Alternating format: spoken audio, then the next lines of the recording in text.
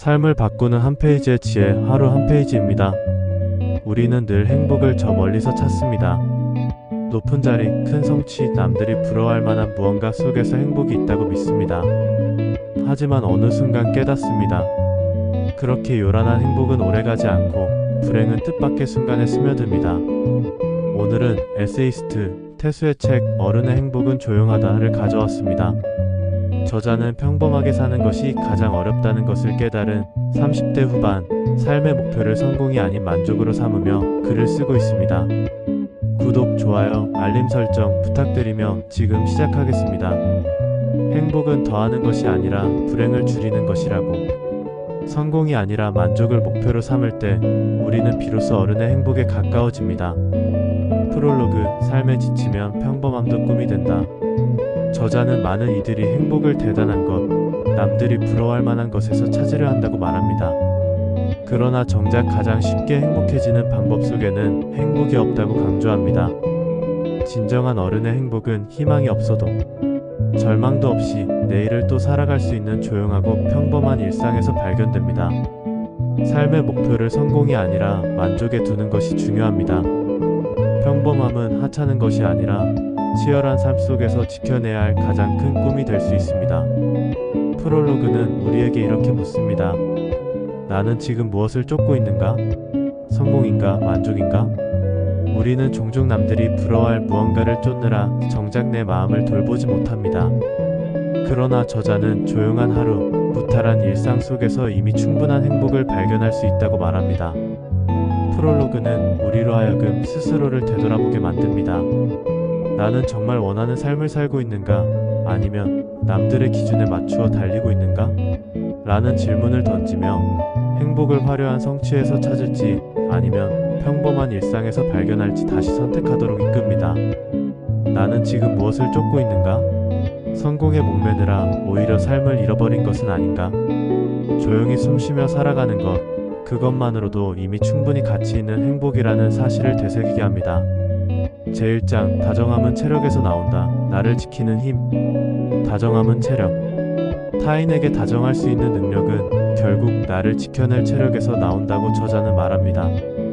내가 지치고 고단하면 다정함도 길을 잃습니다. 그만두는 것도 버티는 것도 용기. 때로는 버티는 게 필요하지만 포기하는 것도 용기입니다. 사회는 언제나 최선을 강요하지만 내 마음과 몸을 지키기 위해 과감히 멈추는 선택도 존중받아야 합니다. 기분이 성격이 되지 않게, 삶에 지쳐 쏟아낸 감정이 내 성격으로 굳어지지 않도록 경계해야 합니다. 아픈 사람일수록 더 아프지 않은 척하지만 결국 자신을 돌보는 것이 먼저입니다. 어른에게도 어른이 필요해. 나이가 들어도 우리는 여전히 위로와 조언이 필요합니다. 가혹한 세상 속에서 서로를 지켜낼 동료가 필요하다는 점을 저자는 잊지 말라고 합니다. 이 장은 다정함을 미덕이 아닌 체력 관리의 결과로 설명합니다. 결국 나를 돌보는 힘이 있어야만 남에게 따뜻할 수 있습니다. 자기 돌봄 없는 다정은 오래가지 못한다는 메시지가 깊이 다가옵니다. 제2장, 잘 자는 것도 능력이다. 불행에 대한 수비력. 잘 자는 것도 능력. 잠은 단순한 휴식이 아니라 삶을 잘 경영하는 능력입니다. 잠을 잃으면 삶의 균형이 무너집니다. 죽고 싶은 게 아니라 이렇게 살고 싶지 않은 거야. 많은 절망은 삶 자체가 아니라 지금의 삶의 방식이 싫어서 오는 것입니다. 방식을 바꾸는 용기를 가지라고 저자는 응원합니다. 말투에도 온도가 있다. 무례함을 솔직함으로 포장하는 사람들에게 휘둘릴 필요는 없습니다. 말투는 태도의 온도이며 우리는 나를 지키는 태도를 가져야 합니다. 비교가 만드는 불행. 불행 자체보다 더 힘든 것은 타인과의 비교에서 오는 상대적 불행입니다.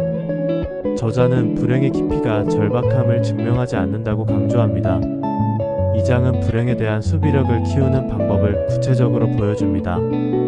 특히 수면을 능력이라 정의한 부분은 강력합니다. 내 삶의 방식을 바꾸는 용기, 불필요한 무례함과 비교해서 거리를 두는 태도는 곧 자기 보호의 기술이 됩니다. 제3장, 똑똑한 우울증보단 행복한 바보로 살래. 만족의 철학. 행복한 바보로 살기. 모든 것을 알고 분석하다 우울해지기보다 때로는 단순해지는 게 낫습니다.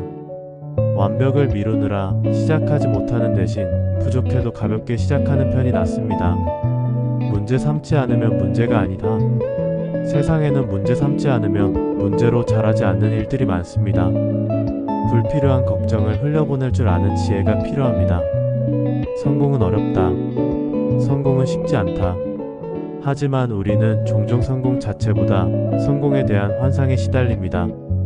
저자는 그 대신 현실적인 만족, 나만의 기준을 추구하라고 말합니다.